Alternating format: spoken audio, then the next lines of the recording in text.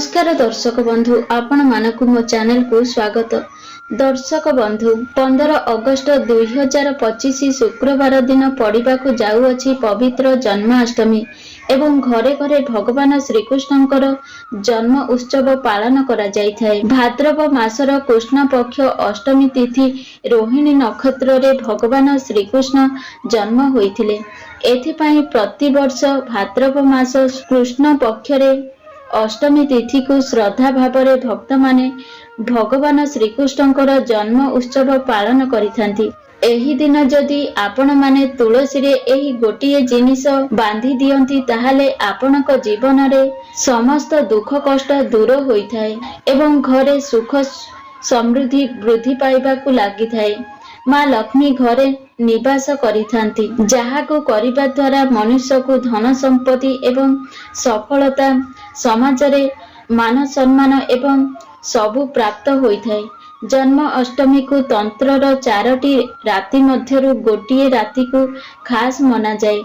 जेउ व्यक्ति को जातक रे चंद्रमा दुर्बल थाए सेमानक पई एही व्रत करिबा बहुत लाभदायक होइथाय। जेउ लोक संतान प्राप्ति करिबाकु चाहुथांती सेमानकु एही व्रत निश्चय करिबा उचित एवं कुंवारी झियो माने व्रत रखी भगवान श्रीकृष्ण को झुलना रे झुलाइले सेमानकर विवाह रे खूब शीघ्र जोग बनुथाय। एही दिन व्रत पूजा करिबा बहुत शुभ होइथाय। आउ जदि आपणक जीवन रे अधिक संघर्ष अछि, अधिक टेंशन अछि, तेबे आपणक भाग्य को बदलिबा पई प्रस्तुत होई जांतु।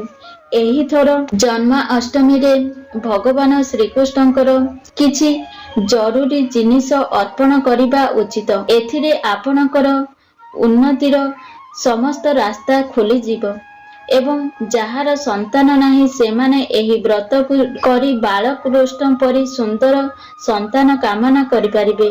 सेथिपाई एही उपाय को निश्चय करिबा उचित। जेकोनोसी समस्या हेउ, धन जनित समस्या हेउ, चाकरी जनित समस्या हेउ, विवाह जनित समस्या हेउ बा पारिवारिक जनित समस्या हेउ, जेकोनोसी समस्या हेउ खूब शीघ्र समाधान होई जीव। एही दिन संकल्प उपवास रखिबाकू हेबो। अधरात्रि भगवान श्रीकृष्ण को जन्म कराई प्रसाद करिबा अति शुभ होइथाय। जेउ लोक एही व्रत रखिबाकू चाहुथांती सेमाने ध्यान रखिबे भगवान श्रीकृष्ण जन्म हेबा पूर्वरु 11:30 पूर्वरु आपण स्नान करि दियंतु। जल रे अल्प कला राशि मिसाई दियंतु। जेउ लोकंकु राति रे गाधेइबा सूट करि न थाए सेमाने निजर स्वास्थ्य को ध्यान रखी स्नान करिबा उचित। हाथ मुह धोई वस्त्र धारण करिबा उचित। एहा परे ही भगवान श्रीकृष्णकर मूर्ति एवं तांकर फोटो को छुईबा उचित। ध्यान रखिबे भगवान को जहा सबु जिनिस अर्पण करिबे सेथिरे गंगा जल तुलसी गंगा जल सिंचन करिबे एवं डाहाण हाथ रे पूजार सबु जिनिस अर्पण करिबे। एहा सहित तुलसी पत्र सबु भोगरे पकाइबा उचित। एहा सहित जदि आपण एही दिन तुलसी गछ मूलरे एही गोटिए जिनिस बांधी दियंती ताहाले आपणक जीवन रे चालुथिबा समस्त दुख कष्ट दूर होई जिवो। तेबे दर्शक बंधु आसंतु जानिबा सेही जिनिसटी कोन। ता पूर्वरु आपण मानकु अनुरोध भिडियोटी को शेष पर्यंत देखंतु एवं आम चैनल को सब्सक्राइब करंतु एवं कमेंट सेक्शन रे जय श्री कृष्ण निश्चय लिखंतु। दर्शक बंधु केवल भारत रे नुहे दुनियार अनेक स्थान रे तुलसी को पवित्र दृष्टि रे देखा जाइथाय। अनेक औषधीय गुण रे भरपूर होई रही थाए तुलसी। अनेक धार्मिक अनुष्ठान तंत्र प्रयोग रे एहार उपयोग करा जाइथाय। पुराण रे तुलसी को भगवान विष्णुଙ୍କର पत्नी भावरे गौरव मिलिଅछि। एही कारणरू तुलसी जगत जननी अटंती। तुलसी को अमृतर प्रतिरूप बोली कुहा जाए।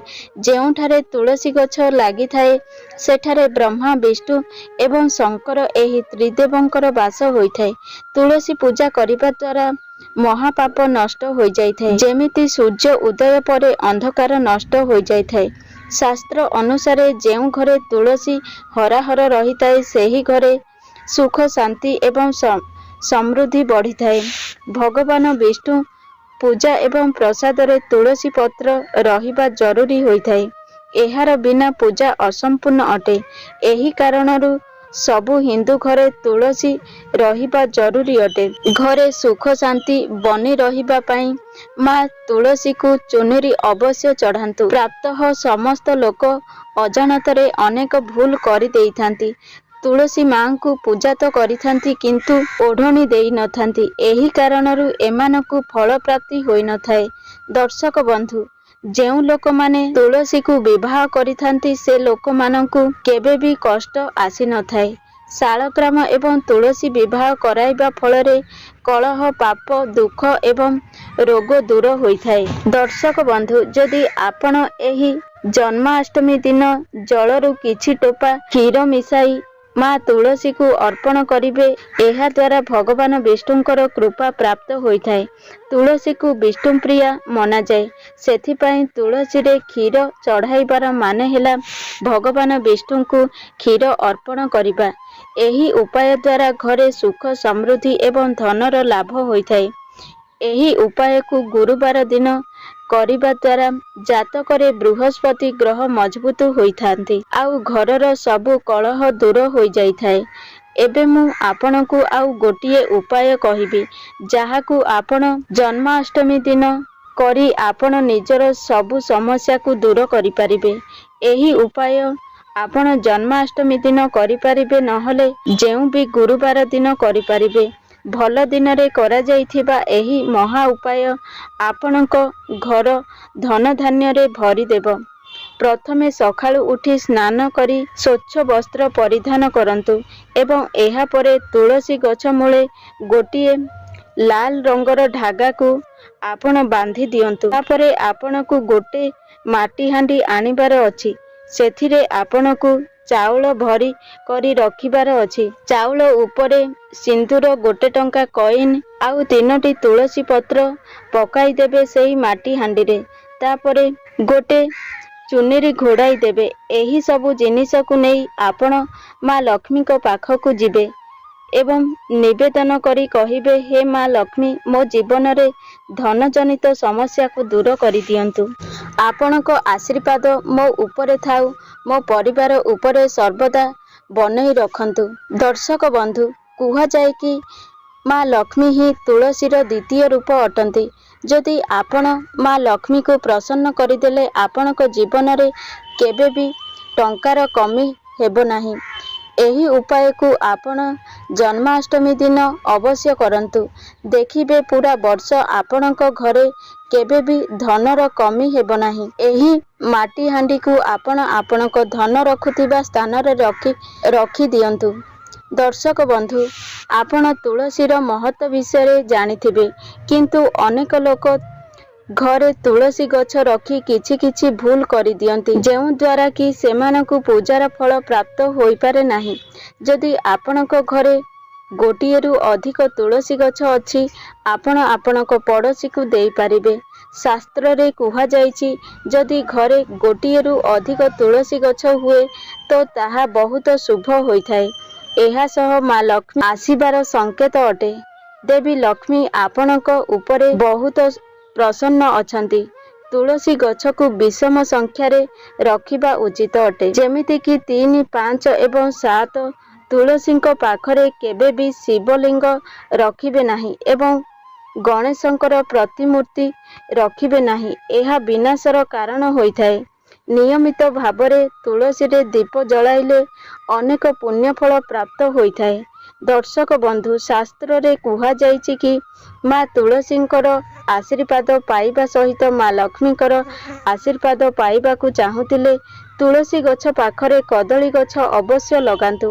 ଏହାକୁ ସର୍ବଶ୍ରେଷ୍ଠ ଏବଂ ମଙ୍ଗଳକାରୀ ମନାଯାଏ। ଏଥିରେ ମା ଲକ୍ଷ୍ମୀଙ୍କ ସହିତ ବିଷ୍ଣୁଙ୍କର କୃପା ମଧ୍ୟ ମିଳିଥାଏ।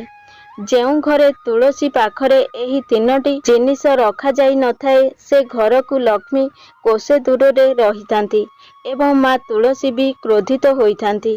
ଆପଣ ଯେଉଁ କାର୍ଯ୍ୟ କରିବେ ସେଥିରେ ସଫଳତା ମିଳିବ ନାହିଁ। ତୁଳସୀ ଗଛ ପାଖରେ ଶାଳଗ୍ରାମ ଅବଶ୍ୟ ରଖନ୍ତୁ, ନଚେତ ଖରାପ ସମୟ ଆପଣଙ୍କର ଘେରିଦେବ।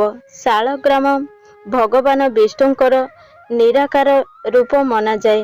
ଯେଉଁ ଘରେ ତୁଳସୀ ଗଛ ପାଖରେ ଶାଳଗ୍ରାମ ରଖାଯାଇଥାଏ ସେଥିରେ ମା ଲକ୍ଷ୍ମୀଙ୍କ ସହିତ ଭଗବାନ ବିଷ୍ଣୁଙ୍କର କୃପା ମଧ୍ୟ ପ୍ରାପ୍ତ ହୋଇଥାଏ। ଦର୍ଶକ ବନ୍ଧୁ ମନେ ରଖନ୍ତୁ, ରବିବାର ଦିନ ତୁଳସୀ ପତ୍ର ତୋଳନ୍ତୁ ନାହିଁ କି ରବିବାର ଦିନ ତୁଳସୀ ଗଛରେ ଜଳ ଚଢ଼ାନ୍ତୁ ନାହିଁ। ବାକି ଅନ୍ୟ ଦିନ ମାନଙ୍କରେ ତୁଳସୀ ଗଛରେ ଜଳ ଅର୍ପଣ କରନ୍ତୁ। ସନ୍ଧ୍ୟା ସମୟରେ ଗୋଟିଏ ଦୀପ ତୁଳସୀ ଗଛରେ ଅବଶ୍ୟ ଜଳାନ୍ତୁ। କେତେକ ମହିଳା ସ୍ନାନ କରି ନିଜର କେଶକୁ ଖୋଲା ରଖି ତୁଳସୀ ଗଛରେ ଜଳ ଚଢ଼ାଇଥାନ୍ତି। ଏମିତି କରିବା ଦ୍ୱାରା ଶୁଭ ହୋଇଥାଏ। ମହିଳାମାନେ ସର୍ବଦା ମନେ ରଖନ୍ତୁ, ସକାଳୁ ସ୍ନାନ କରି କେଶ ବାନ୍ଧି ମଥାରେ ସିନ୍ଦୁର ଲଗାଇ ତୁଳସୀ ଗଛରେ ଜଳ ଚଢ଼ାନ୍ତୁ। ମା ତୁଳସୀଙ୍କର ଆଶୀର୍ବାଦ ମିଳିଥାଏ। ଦର୍ଶକ ବନ୍ଧୁ, ଜନ୍ମାଷ୍ଟମୀ ଦିନ ଏହି ଉପାୟକୁ ନିଶ୍ଚୟ କରିବା ଦ୍ୱାରା ମା ଲକ୍ଷ୍ମୀଙ୍କର ଆଶୀର୍ବାଦ ମିଳିଥାଏ। ଦର୍ଶକ ବନ୍ଧୁ, ଯଦି ମୋ ଭିଡ଼ିଓ ଆପଣଙ୍କୁ ପସନ୍ଦ ଆସେ ତାହେଲେ ଭିଡ଼ିଓକୁ ଗୋଟେ ଲାଇକ୍ କରନ୍ତୁ ଏବଂ ଆମ ଚ୍ୟାନେଲକୁ ସବସ୍କ୍ରାଇବ୍ କରନ୍ତୁ ଏବଂ ସାଙ୍ଗମାନଙ୍କୁ ଅଧିକରୁ ଅଧିକ ସେୟାର କରନ୍ତୁ। ଏହିଭଳି ମୋଟିଭେସନ ଭିଡ଼ିଓ ଦେଖିବା ପାଇଁ। ଜୟ ଜଗନ୍ନାଥ।